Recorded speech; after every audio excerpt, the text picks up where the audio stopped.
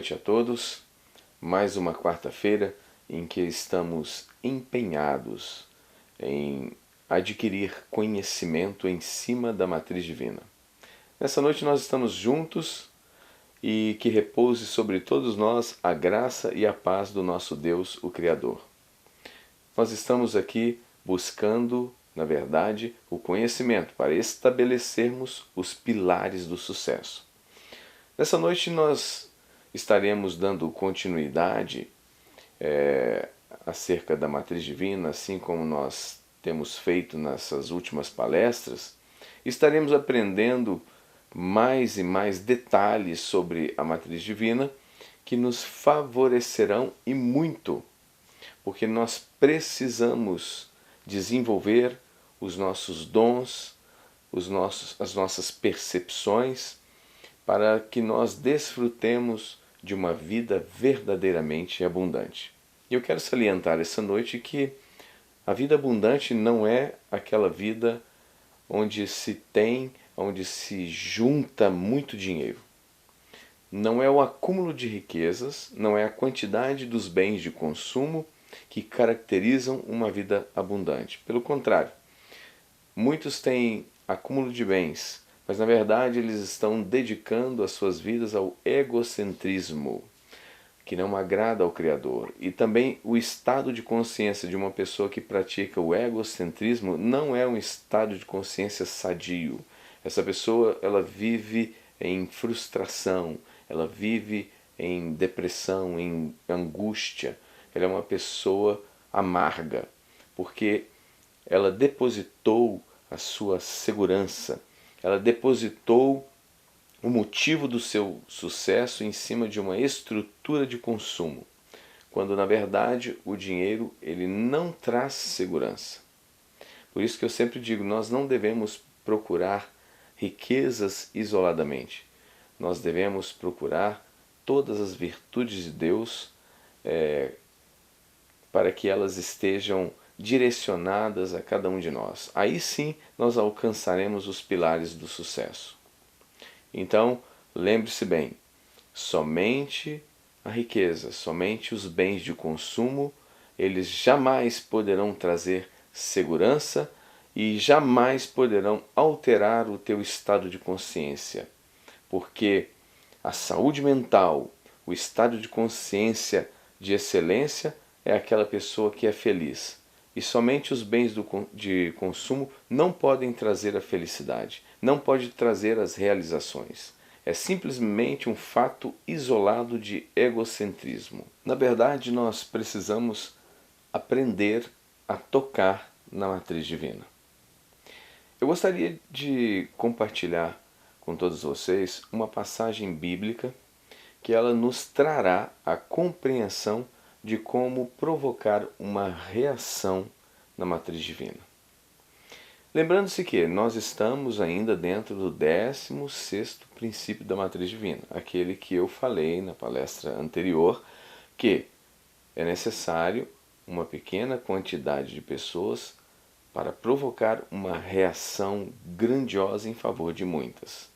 Então aqui nós vamos perceber também uma quantidade ínfima de pessoas que fizeram a diferença, e essa diferença até hoje ela é memorável, ela é relembrada através da palavra de Deus. Eu gostaria então de compartilhar e que vocês possam estar me acompanhando. Claro que se alguém não trouxe a Bíblia e não puder acompanhar, mas por favor que preste bastante atenção, porque eu vou estar lendo assim de maneira tranquila, nada com correria, para que você possa extrair o máximo da palavra de Deus. Então, eu vou passar aqui para vocês a referência dessa palavra tão abençoada que eu vou ler aqui essa noite. Ela está em 1 Reis, no capítulo de número 17. 1 Reis, capítulo de número 17. Essa é a palavra que nós vamos ler. Só que nós vamos começar ali a partir do versículo de número 9. Versículo de número 9, e vamos ler até o versículo de número 16. Diz assim a palavra do Senhor. Aqui está então Elias. E ele recebe uma direção do Espírito Santo. Preste bastante atenção. Apronta-te e vai viver em Sarepta, cidade que pertence ao território de Sidom. Ordenei ali a uma viúva que te providencie teu sustento. Ele partiu em direção a Sarepta. E quando chegou à entrada da cidade, estava ali uma viúva apanhando lenha. Ele a chamou e lhe solicitou: traz-me, por favor, uma vasilha com um pouco de água para que possa saciar minha sede. Quando ela estava se retirando para buscar água, ele a chamou uma vez mais e lhe pediu: por favor, traz-me também um pedaço de pão. No entanto, ela replicou: tão certo como vive o Senhor, teu Deus, juro por seu nome que não tenho um bolo sequer, senão tão somente um punhado de farinha numa vasilha e um pouco de azeite na botija.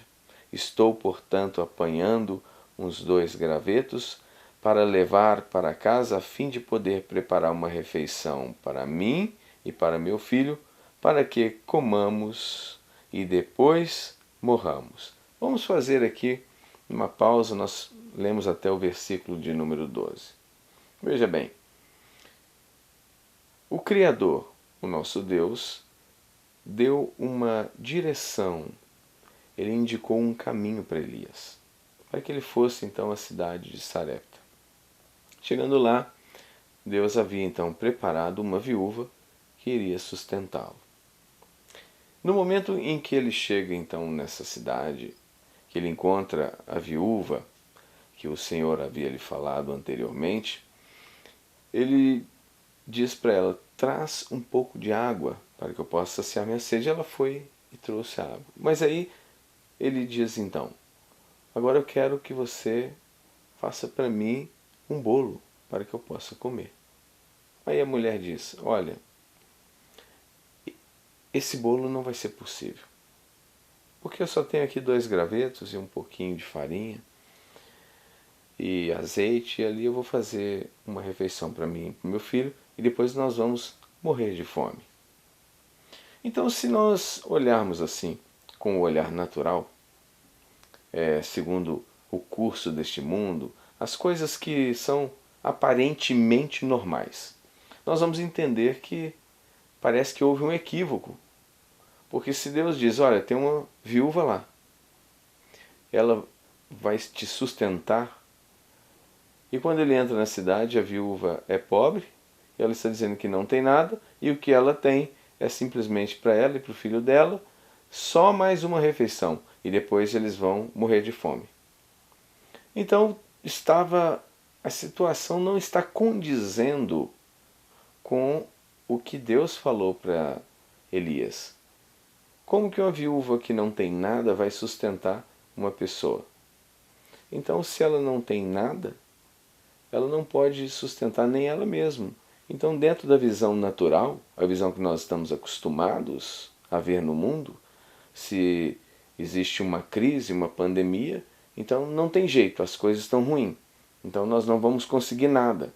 Nós vamos ter aí talvez um punhadinho, depois nós vamos comer, e depois que comermos esse punhadinho nós vamos morrer. Por quê?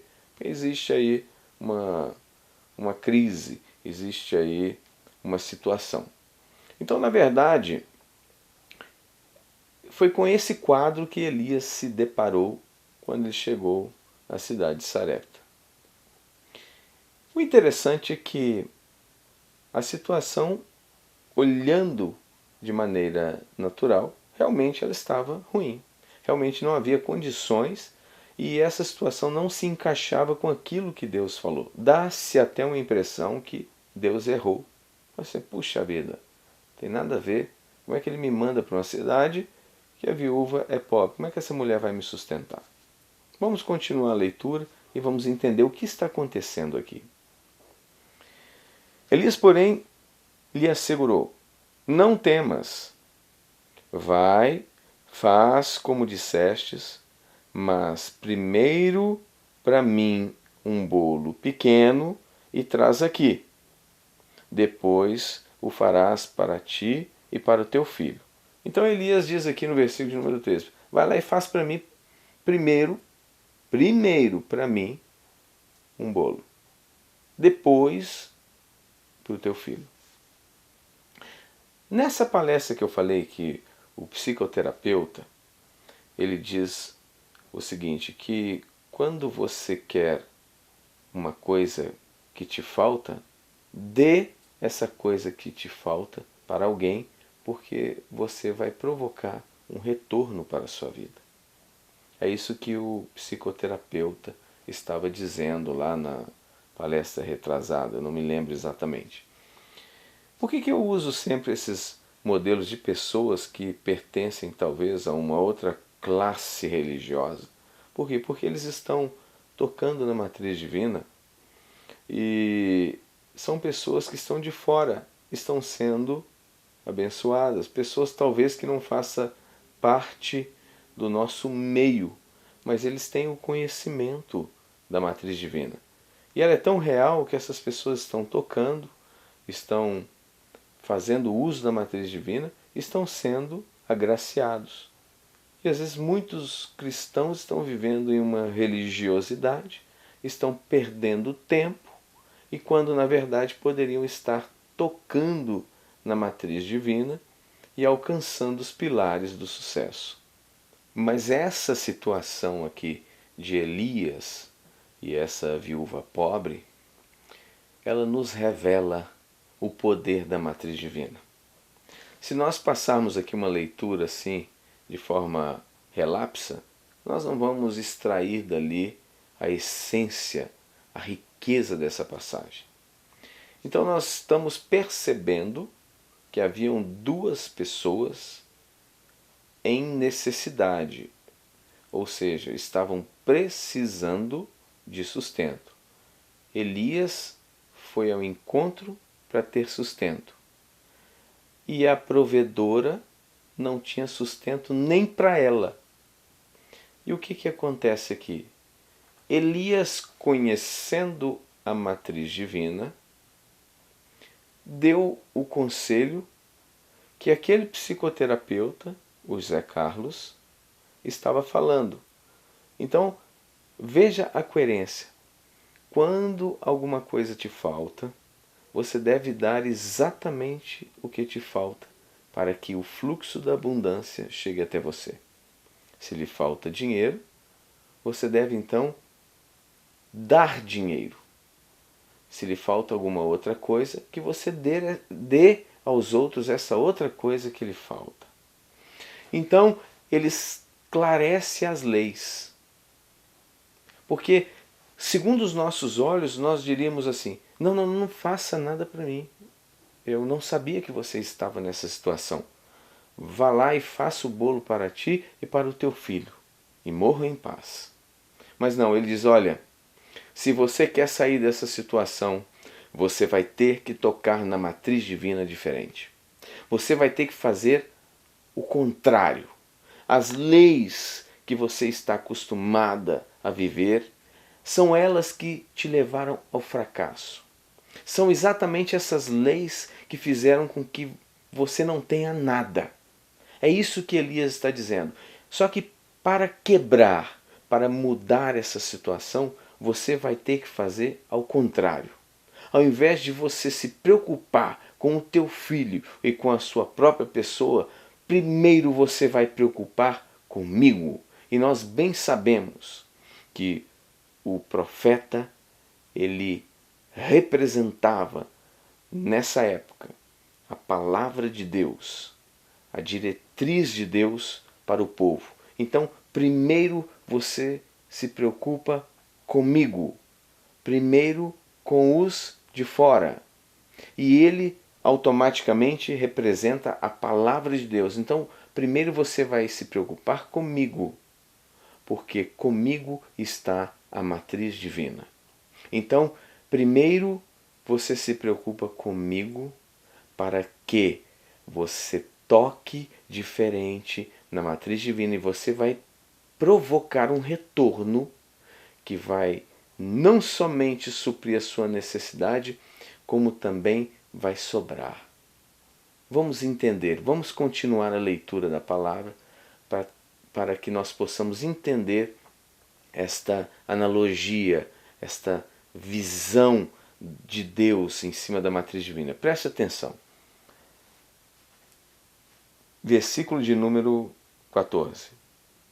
Porquanto assim diz o Senhor, o Deus de Israel: a farinha da vasilha não se esgotará, e o azeite da botija jamais faltará, até o dia em que o Senhor fizer chover sobre a terra. Era um momento de crise, era um momento de seca, e Deus estava garantindo o sustento se ela se preocupasse com o outro e não com ela mesma. Se ela lançasse aquilo que ela tinha necessidade para suprir a necessidade do outro. Então, ao se preocupar com o profeta, ao se preocupar com o que o profeta estava dizendo que era diretriz divina, ao se preocupar com as coisas do Criador, ela provocou uma reação na matriz divina. E esta reação fez com que ela vivesse uma vida abundante no meio da crise. Qual era a crise que ela estava vivendo? Era a seca. Então ele disse: olha, não vai faltar nada, vai sobrar, até o dia que a crise acabar. Então, essa mulher recebeu da parte da matriz divina um retorno que a supriu em todo o tempo. Acompanha comigo. Imediatamente ela foi e fez tudo segundo a palavra que Elias lhe comunicara. Assim ele e a sua família comeram fartamente durante muitos dias. Versículo de número 16. A farinha da vasilha não se acabou, e jamais faltou azeite puro na botija, tudo em conformidade à palavra do Senhor, que ele transmitira por meio de Elias. Então veja bem, tudo de acordo com a palavra do Senhor, tudo de acordo com a matriz divina, tudo certo, tudo perfeitamente encaixado, funcionando, tudo em seu perfeito lugar. Mas como isso aconteceu? Eles tiveram que provocar a matriz divina, provocar uma reação. A matriz divina está esperando as nossas ações. Quando nós começarmos a tocar nela diferente, ela vai trazer o retorno desejado para nós. É só vocês lembrarem também daquela passagem que eu já li lá no livro de Isaías, onde ele diz o seguinte, que não era aquele jejum cheio de ritual que ele estava esperando do ser humano. Ele estava esperando o quê? Que o ser humano mudasse de atitude, que se preocupasse com o pobre, com o oprimido, com o sem-teto. Ele estava dizendo o seguinte: comecem a se preocupar com os outros, comecem a desatar os laços da malignidade, porque quando vocês fizerem assim, eu vou garantir o sustento mesmo em terra árida. Isso está lá no livro de Isaías, que está em coerência com Elias, que está em coerência com o psicoterapeuta José Carlos, que diz a mesma coisa, vivendo isso em pleno 2020. Então nós sabemos que a forma como nós vivemos, ela tem que ser alinhada com a palavra, porque isso tudo aconteceu. Por quê? Porque estava de acordo com a palavra do Senhor que estava sobre Elias. Vou ler aqui novamente. A farinha da vasilha não se acabou, jamais faltou azeite puro na botija, tudo em conformidade à palavra do Senhor que ele transmitira por meio de Elias. Então, tudo estava em conformidade com a palavra. Então, quem reina sobre nós é a palavra. E qual é a palavra? A palavra do Criador. São as suas leis. É como funciona a matriz divina.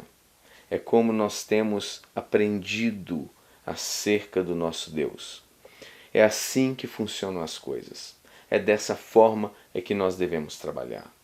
Eu trouxe um vídeo também do psicoterapeuta José Carlos, e ele está falando exatamente o que eu acabei de dizer para vocês, que somente a riqueza em si não traz segurança. Nós precisamos de ter o tudo. Nós precisamos de, como diz, pegar o pacote inteiro, não somente um item do pacote.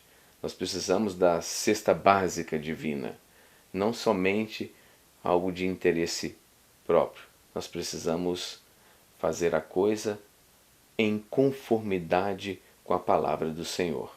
Nós vamos agora assistir o vídeo do psicoterapeuta José Carlos, e eu quero que vocês prestem bastante atenção no que ele está dizendo, porque é interessante uma pessoa de fora do nosso meio estar falando a mesma coisa que nós estamos aqui analisando em cima da palavra de Deus.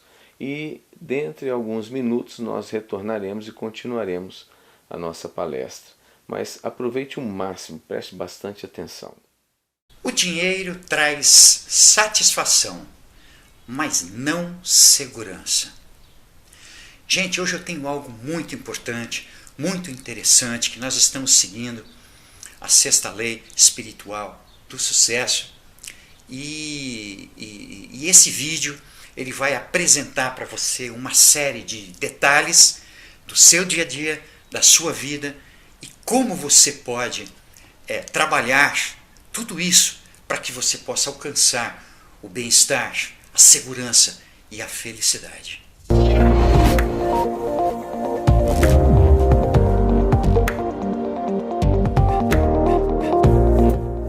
Legal, gente. Olha só, antes de começar eu queria pedir o seu like. Dê o seu like, porque tem muita gente que esquece de dar o like. Então já dá já o seu like, você já clica aí no joinha para que você possa levar esse vídeo para frente. Compartilhe com outras pessoas esse vídeo, porque esse vídeo pode servir para você e pode servir também para outro.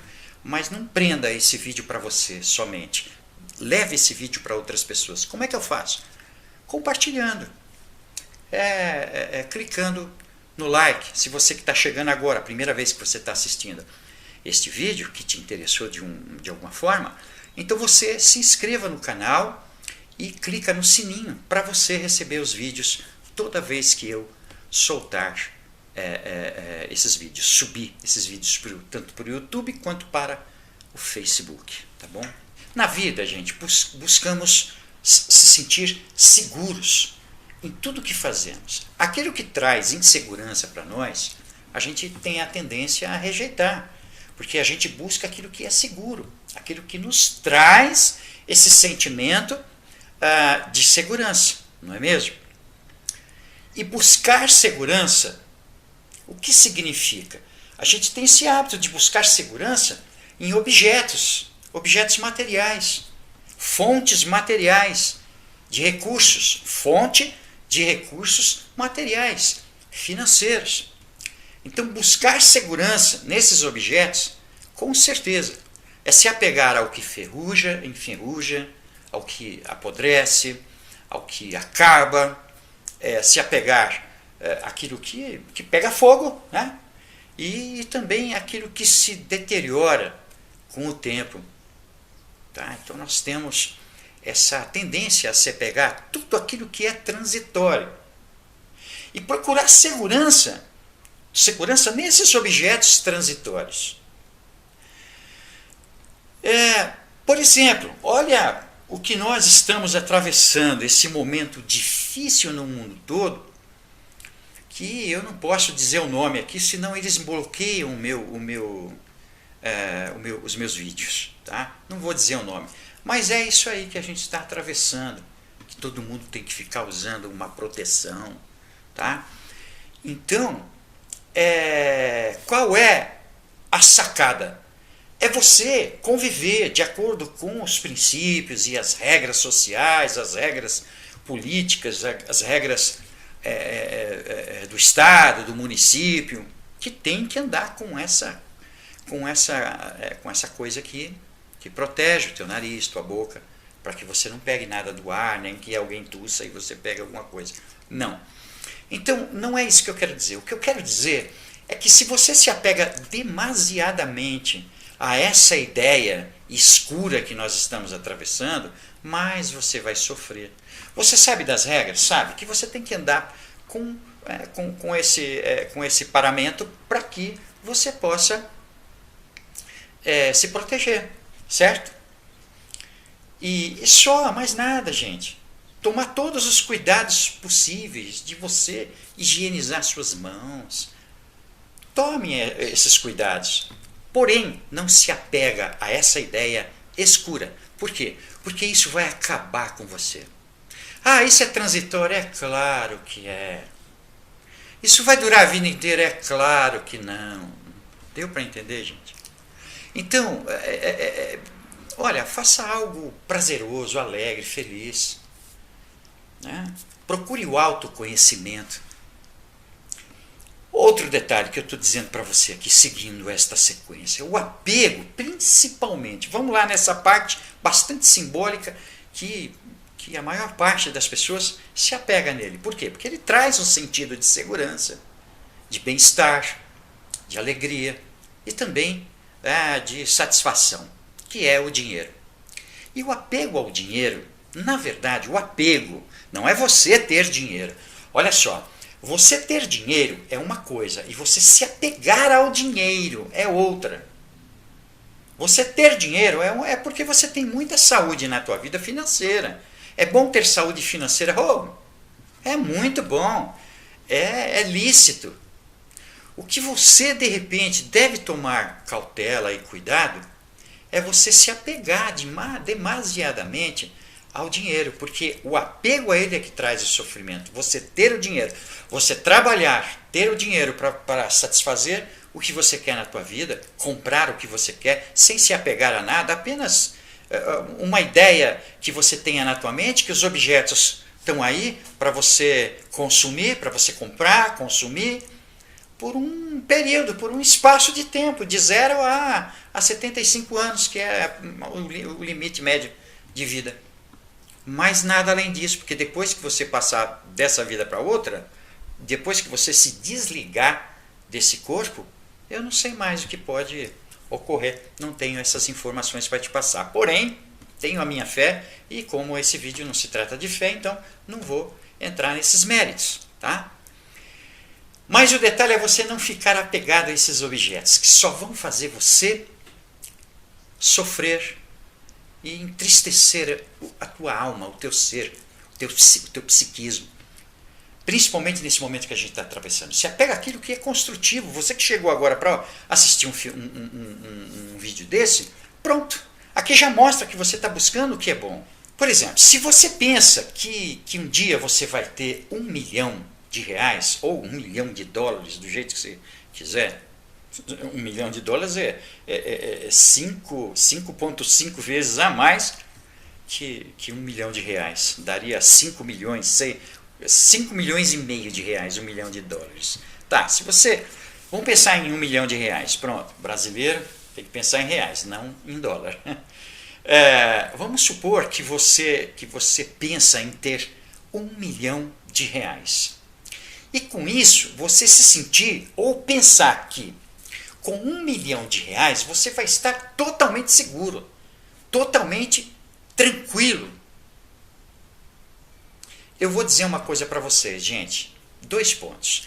Isso nunca vai acontecer. Não de você não ganhar 1 milhão. Você pode ganhar 10 milhões, 2, 3, 4, 5, 100 milhões, 50. Não importa. Mas essa ideia que eu estou tentando passar para você, de você se sentir totalmente feliz, alegre e com muita segurança, isso não é real. Isso é produto da imaginação e da fantasia humana. O dia que você tiver R$1 milhão, você vai sentar, você vai ver, você vai notar que você tem R$1 milhão, você sabe disso. Mas você vai notar que você não está seguro com isso. E a tua apreensão, o ritmo de insegurança e medo de perder isso começa a girar dentro de você. E você nunca está em paz. Isso eu falo com 1, 2, 3, 10, 20, 50 milhões. Não tem gente aí que está numa fachada de milhões e milhões? Eu mesmo tenho pacientes que são milionários. Milionários. Não é com 1 milhão, não. É com centenas de milhões.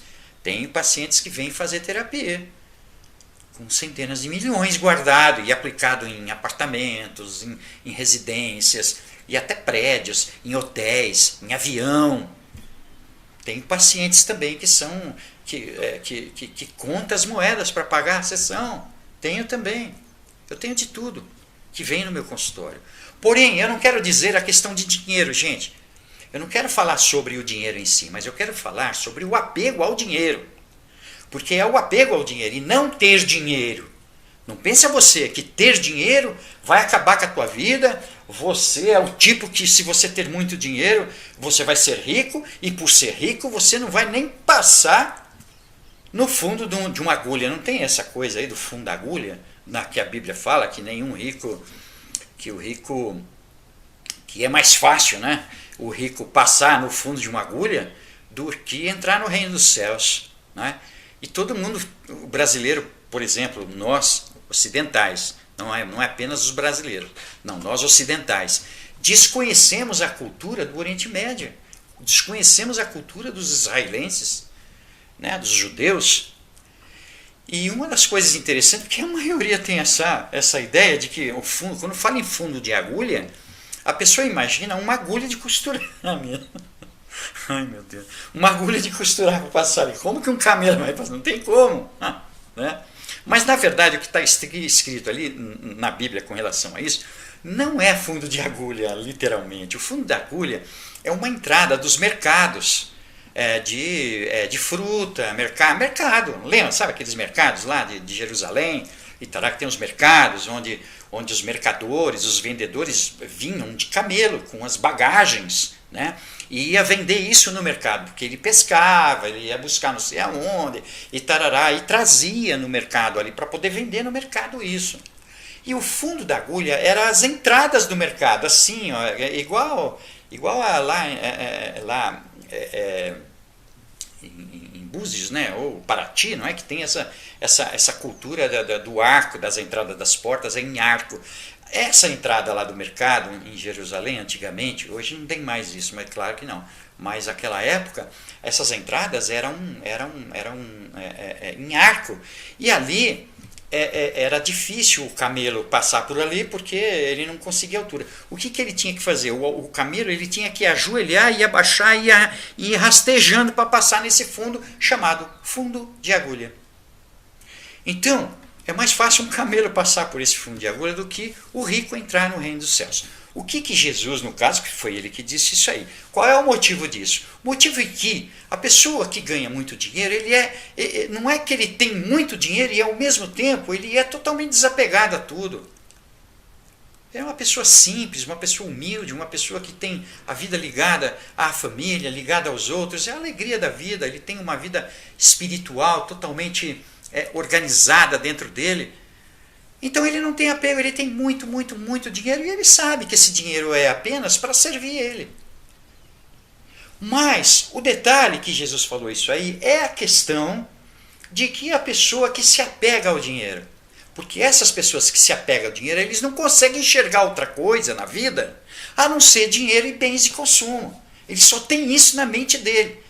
Como que ele vai ter uma evolução espiritual? Como que ele vai, vamos pôr assim, simbolicamente, como é que ele vai alcançar camadas de espiritualidade, de amor, enfim, nessa parte espiritual, ou seja, no reino dos céus, como dizia nosso querido Jesus, não é?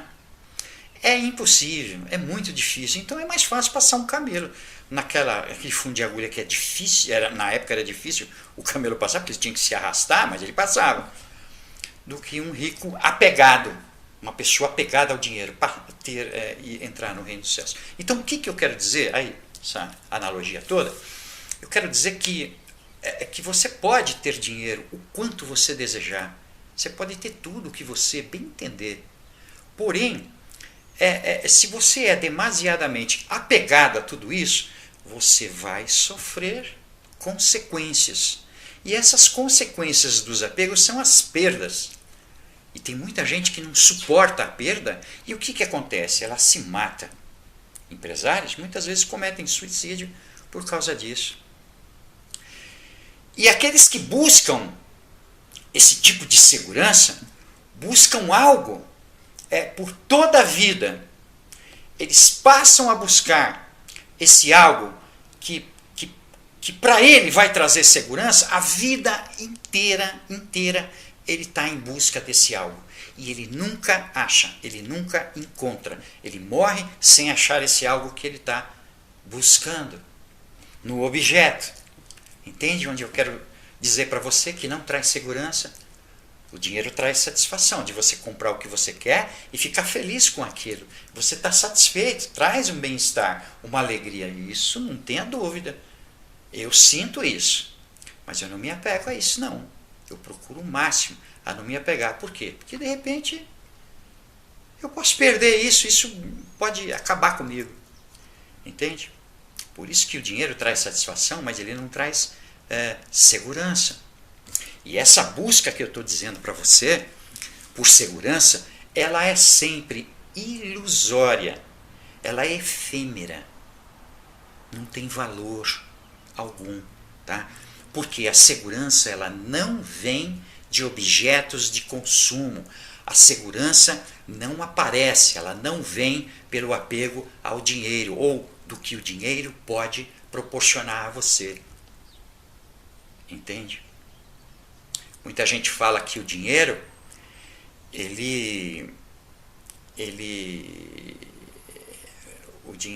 com o dinheiro você não tem felicidade. Muita gente diz isso, né? Que com o dinheiro você não atrai a felicidade. A felicidade não significa você ter dinheiro, porque o dinheiro, ele compra a felicidade. Eu discordo totalmente. Porque a felicidade é um estado de espírito e o dinheiro é algo físico, material, é algo fiduciário.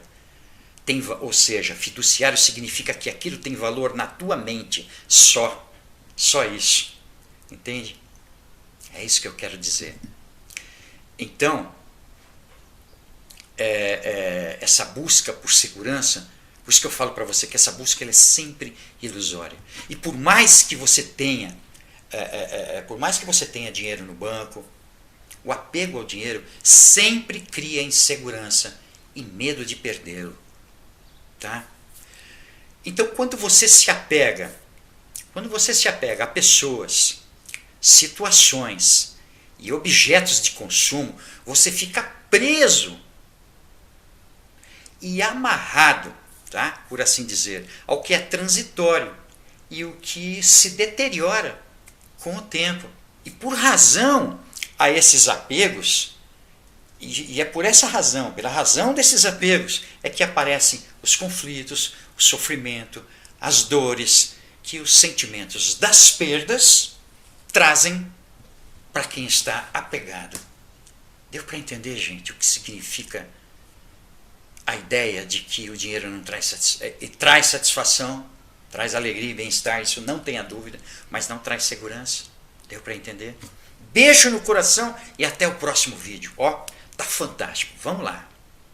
Espero que todos vocês tenham gostado do vídeo. Afinal de contas, ele está simplesmente confirmando tudo que nós temos estudado, tudo que nós temos analisado acerca da matriz divina. E eu quero falar também de um outro ponto de vista da matriz divina, é que em 1970, nos Estados Unidos da América, eles iniciaram um projeto nas Forças Armadas chamado Escanate. Esse projeto veio a ser o seguinte: escaneamento de coordenadas. Eu vou explicar o que é isso. Eles selecionaram pessoas com dons espirituais, as quais pudessem observar os inimigos que estavam à distância.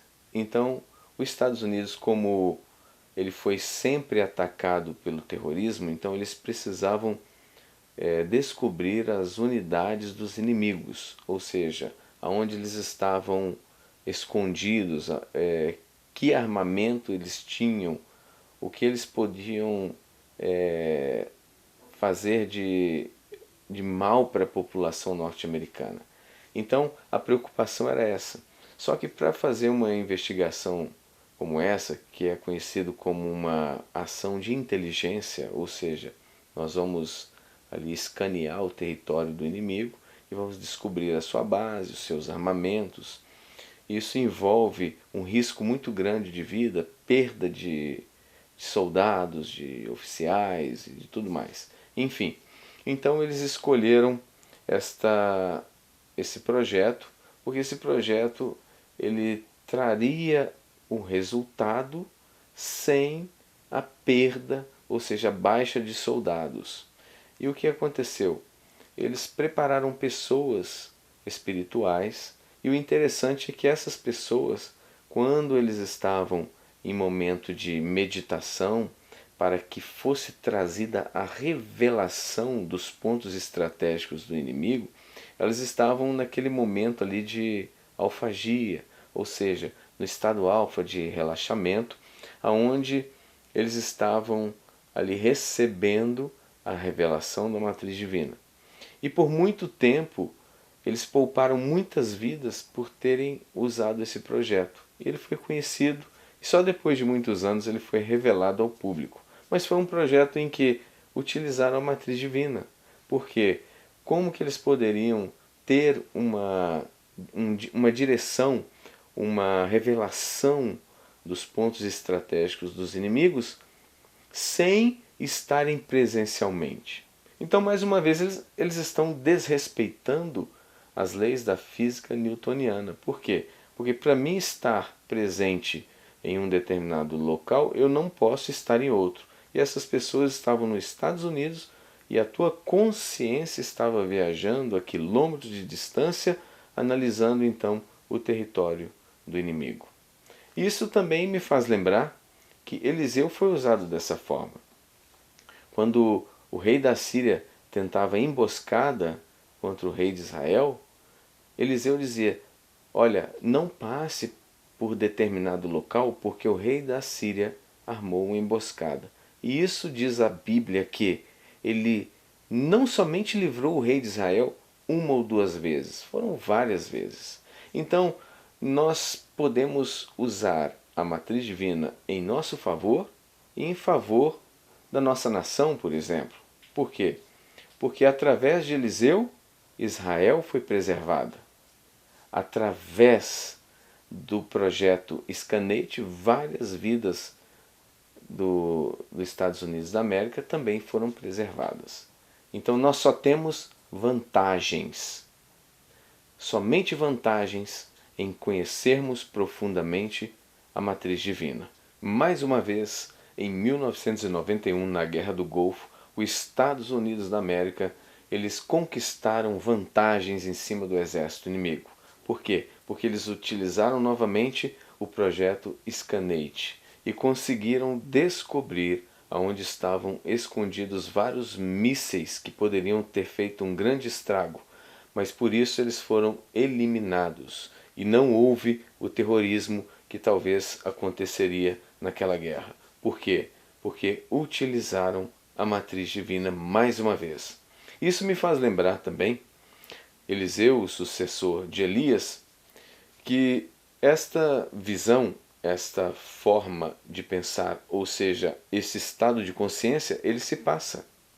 Quando nós estamos como luz, quando nós absorvemos de Deus esse talento, esse dom de viver uma vida confiante, uma vida de fé, uma vida de certeza, nós podemos passar para as outras pessoas viverem também. Ou seja, nós formamos então como se fosse uma corrente do bem. Ou seja, nós estaríamos passando virtudes do reino de Deus para os outros, para aqueles que estão necessitados, que estão sofrendo. Porque Elias, ele viveu a plenitude divina. E Eliseu pediu porção dobrada do seu espírito. E o que aconteceu? Eliseu, então, se nós acompanharmos a história de Eliseu, nós vamos perceber que ele fez grandes coisas em nome do Senhor, parecido com Elias. Então, isso nós percebemos que a capacidade da matriz divina ela é transferível. Nós podemos passar para as outras pessoas. Como? Ensinando. Assim como Elias ensinou Eliseu, nós também podemos viver uma vida como a de Elias e podemos passar para aqueles que estão sofrendo. Eu gostaria agora de partilhar também as experiências de Eliseu, o sucessor de Elias, que foi transferido o poder que estava em Elias, passou então para Eliseu. E isso o tornou também um homem que fez grandes proezas em nome do Senhor. E nós vamos entender claramente aqui uma forma de alcançarmos os pilares do sucesso. Vocês vão perceber um padrão. Eu vou começar a ler aqui. Vocês me acompanhem, por favor. Quem não trouxe a Bíblia pode estar prestando bastante atenção. E se você quiser também anotar as referências e investir em conhecer melhor, ler novamente o texto, isso é muito válido. Mas nós vamos então abrir em 2 Reis, no capítulo 4, a partir do versículo de número 8. Então, 2 Reis, capítulo 4, a partir do versículo de número 8. Prestem bastante atenção. Um dia Eliseu foi a Sunem, onde vivia uma mulher rica, que lhe ofereceu com insistência uma refeição em sua casa. Depois disso, sempre que passava por aquela cidade, ele parava para visitá-la e comer alguma coisa. Então, quando Eliseu foi a Sunem, essa mulher rica, então, ela foi bastante hospitaleira e recebeu Eliseu em sua casa.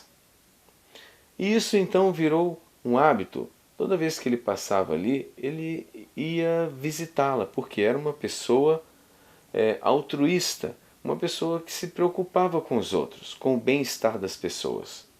Ela tinha muito dinheiro, diz aqui. Ela era uma mulher rica.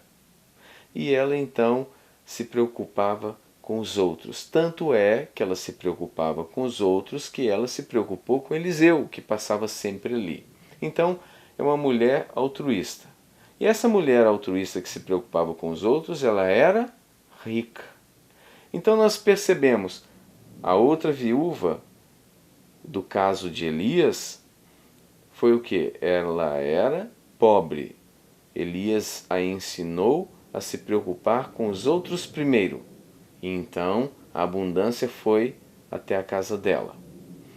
Já essa era rica por quê? Porque ela já tinha o costume de se preocupar com os outros. Tanto é que ela se preocupou com Eliseu. Vamos continuar lendo a palavra de Deus. Certa vez, ela sugeriu ao seu marido: olha, sei que essa pessoa que sempre nos visita é um santo homem de Deus. Portanto, vamos construir para ele no terraço um quarto de tijolos e colocar nele uma cama, uma mesa, uma cadeira e uma lamparina. Desse modo, sempre que passar por nossa casa, ele poderá se hospedar nele. Então ela se preocupou tanto, vendo que ele era um homem de Deus, reconhecendo a palavra de Deus sobre a vida de Eliseu. Ela viu então uma necessidade que ele tinha de se hospedar. Ela se preocupou. Eu não quero que ele faça a viagem direto. Que ele pare aqui, que ele possa descansar. Vou fazer um quarto para ele. Ele toma um banho. Vou colocar uma mesa se ele quiser ler alguma coisa, se ele quiser escrever alguma coisa. Eu estou preocupada com ele. Então, o pensamento dessa mulher era isso. Ela estava preocupada com os outros, preocupada com Eliseu. Ele é um santo homem de Deus, eu vou fazer para ele o melhor. E disse o marido, então eles construíram um quarto para o homem de Deus. Vamos continuar a leitura. Um dia, quando Eliseu chegou a essa casa, subiu ao seu quarto e deitou-se para descansar um pouco. Mandou seu servo Geazi chamar a mulher sunamita. O moço a chamou e assim que ela chegou, Eliseu mandou Geazi dizer-lhe: Tu tens sido generosa e nos proporcionado muitos benefícios. O que poderíamos fazer por ti? Gostaria que eu intercedesse por ti junto ao rei ou ao comandante do exército? Diante do que ela respondeu: Eis que vivo em paz entre o meu próprio povo. Então, Eliseu começou a ficar incomodado. Puxa vida, ela é tão generosa, ela se dedica tanto a mim, ela se preocupa tanto com os outros, ela não está se preocupando somente com ela está se preocupando comigo, porque eu sou os outros na realidade dela. Então ela estava se preocupando, ela construiu um quarto, ela aumentou o seu imóvel, ela construiu mais um cômodo para poder servi-lo melhor, investindo nos outros. E Eliseu, como representante da palavra de Deus, cheio do Espírito Santo, estava inquieto. Eu preciso retornar. Então a matriz divina já estava construindo uma nova realidade na vida daquela mulher. E olha que ela nem estava precisando, porque quem se preocupa com os outros não precisa de nada, porque o fluxo da abundância é retornado para ela, ainda que seja em momentos de crise. Nós estamos passando por um momento de crise. Mas se nós estamos tocando na matriz divina com as nossas ações, nós estamos provocando o fluxo de abundância mesmo no meio da crise. Resumindo, para nós não existe mais a crise, porque nós estamos vivendo uma realidade construída pela matriz divina que está respondendo ou está reagindo às nossas ações. Continuando a leitura, então, mais tarde, entretanto, Eliseu perguntou a Geazi: o que poderíamos fazer em favor dessa mulher? E Geazi respondeu: bem, ela não tem filho e seu marido é bastante idoso. Então, a matriz divina não deixava Eliseu quieto. Ele ficou incomodado. Não, eu preciso achar alguma coisa que ela precisa. Eu preciso ver o que ela tem necessidade. Não é possível. Deve estar faltando alguma coisa. Então, a matriz divina já estava reagindo. Isso já era consequência da ação daquela mulher. Ela estava agindo e a matriz divina estava reagindo. A realidade dessa mulher estava para ser alterada, mudada, simplesmente por causa das suas ações. Simplesmente porque ela estava se preocupando com os outros. Por isso, a matriz divina estava reagindo em favor dessa mulher. Então solicitou-lhe Eliseu: vai e chama de novo. Geazi foi e a chamou, e ela chegou até a porta. Então chamaram a mulher de novo. Eles não aceitaram. Assim, mas não é possível. Nós temos que fazer alguma coisa que vá beneficiar a vida dessa mulher. Nós temos que retornar a bondade que ela tem nos dado.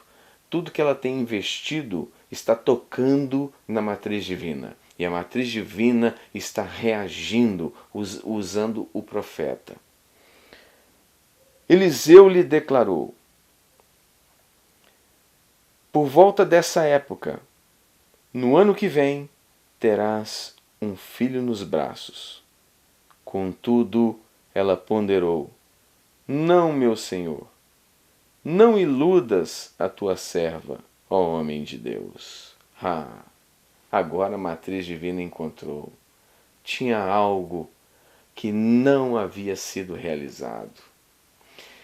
Talvez a falta do filho era um sonho que estava cauterizado, que essa mulher estava enterrando, que ela havia esquecido, que ela talvez abandonou. Isso aí não tem mais jeito. Essa situação não vai mudar. Ainda disse para o homem de Deus: olha, aí não, esse sonho aí eu não acredito não. Esse aí eu tentei a vida toda. Meu marido já está velho. Esse sonho aí, por favor, não me engane, homem de Deus. Não me engane, porque esse sonho se foi. Talvez você que está aí me ouvindo essa noite esteja pensando: eu tenho vários sonhos que não foram realizados. Eu quero te dizer essa noite que assim como os sonhos dessa mulher foram realizados, o seu também será, se você provocar uma reação na matriz divina. Os seus sonhos, eles serão trazidos à realidade, porque a matriz divina, ela não respeita o tempo, ela não respeita a distância, ela trabalha com a física quântica. E a física quântica é uma física que não tem limites, é uma física que não tem barreiras, é uma física que tudo pode, é uma física que muda a realidade, é uma física que traz de volta os sonhos enterrados, os sonhos que estavam mortos. Então, tudo que nós devemos pensar nessa noite é que nós precisamos mudar as nossas ações. Nós precisamos mudar a nossa consciência. Nós temos que abraçar essa oportunidade. Porque assim como está escrito na Bíblia, assim também aquele psicoterapeuta que vocês viram o vídeo dele nessa noite, ele também está dizendo que é possível.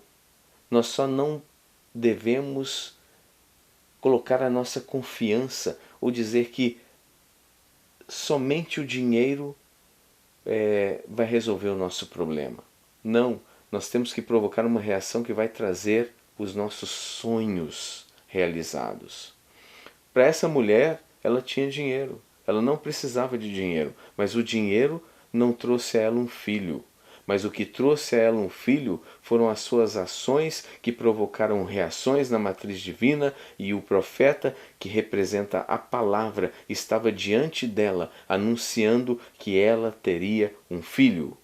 E nesse momento que houve esse anúncio, a física quântica não se preocupou se ela tinha condições, se ela poderia ter esse filho ou não. Não se preocupou se havia passado muito tempo e o marido já era idoso e ele não poderia mais ter filhos. Não, a física quântica não respeita essas leis. Ela consegue alterar o tempo, ela consegue mudar a realidade, ela consegue trazer sonhos de volta, ainda que o tempo tenha dito que não. A matriz divina, ela é a física quântica, ela é o poder que pode transformar tudo, ainda que tenha passado o tempo. Pense muito nisso, porque essa passagem ela nos revela o profundo escondido, o âmago da ressurreição dos nossos sonhos. Aí está a nossa matriz divina, aí está o segredo para os pilares do sucesso. E olha só o que acontece no versículo de número 17, que é o último versículo que eu vou ler aqui.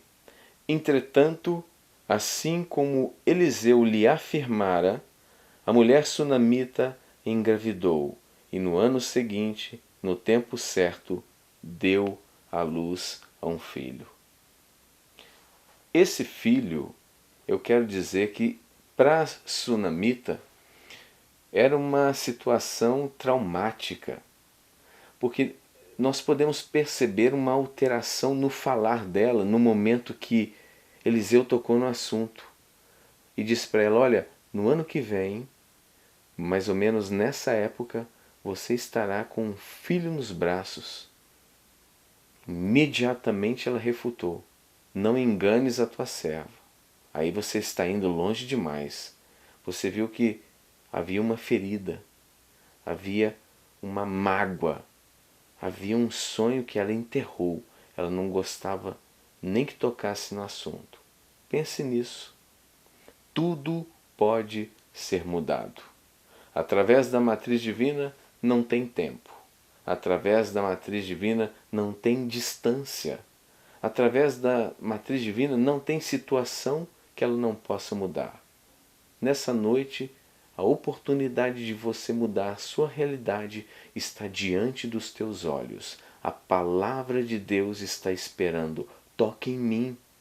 Faça como aquela mulher hemorrágica que tocou em Jesus de maneira diferente. E Jesus disse: de mim saiu virtude. E Jesus é o Verbo, e o Verbo é palavra. E palavra está diante de você essa noite dizendo: toque em mim, eu sou a matriz divina, eu sou o que sou e eu posso mudar a tua realidade. Basta você agir. Você tem que agir a sua convicção. Você tem que colocar emoção. Você tem que caprichar nesse momento. Você tem que tocar com toda a sua excelência. E eu tenho certeza que eu vou ouvir dos teus lábios: grandes coisas fez o Senhor por nós e por isso estamos cheios de alegria. Agora eu vou contar um segredo para vocês.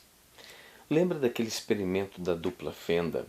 Que as partículas se comportam conforme o que nós esperamos durante a observação. Então, por exemplo, se você quer que a partícula passe por um determinado buraco ou determinada fenda e você espera que isso aconteça, então vai acontecer do jeito que você espera. Quando elas não estão sendo observadas, elas não passam como partículas, estão em forma de onda ou poder, ou seja, ali existem todas as possibilidades, porque estão em forma de onda.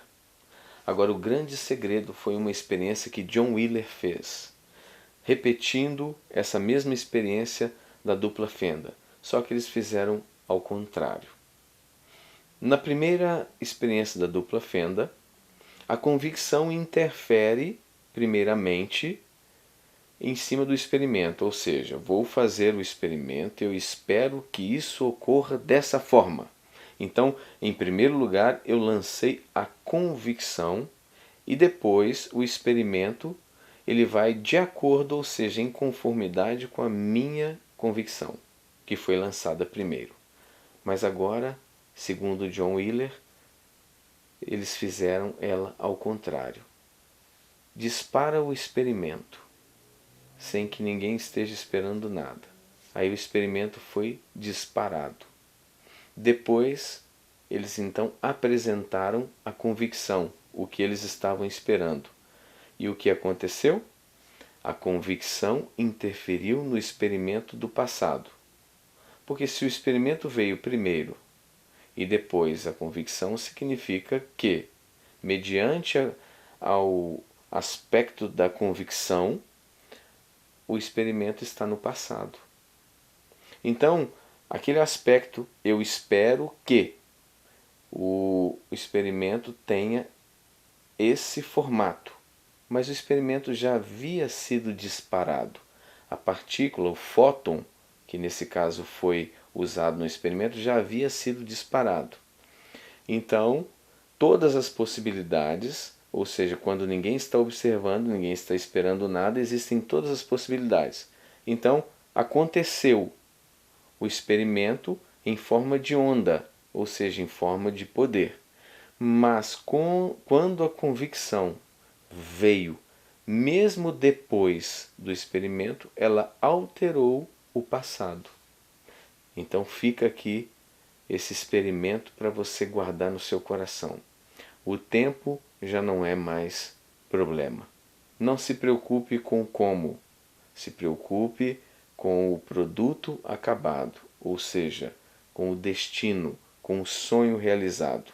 Porque, embora o tempo está te dizendo não tem mais jeito, a palavra está dizendo tem jeito sim, porque a convicção ela interfere também no passado. Nós estaremos falando mais sobre isso detalhadamente, porque isso é um assunto que nós precisamos explicar de forma bem detalhada para que não fique dúvida.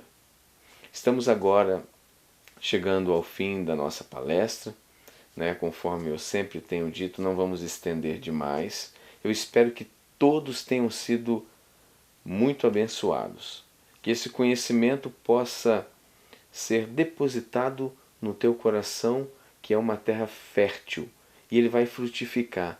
E quando ele frutifica, ele muda o teu estado de consciência e você se torna em uma outra pessoa, conforme diz a palavra de Deus, que se alguém está em Cristo, nova criatura é. As coisas velhas se passaram, eis que tudo se fez novo. Estar em Cristo é estar nele, no Verbo, nas suas leis, em todo o seu conhecimento. Tudo vai estar em Cristo. Então as coisas velhas, a forma antiga de pensar, tudo isso se vai. E você vai se tornar uma pessoa nova. Ou seja, vai acontecer um novo nascimento. Então nós estamos aqui finalizando. Eu desejo a todos uma noite muito abençoada. Que Deus esteja repousando o teu espírito na vida de cada um. E que vocês sejam felizes.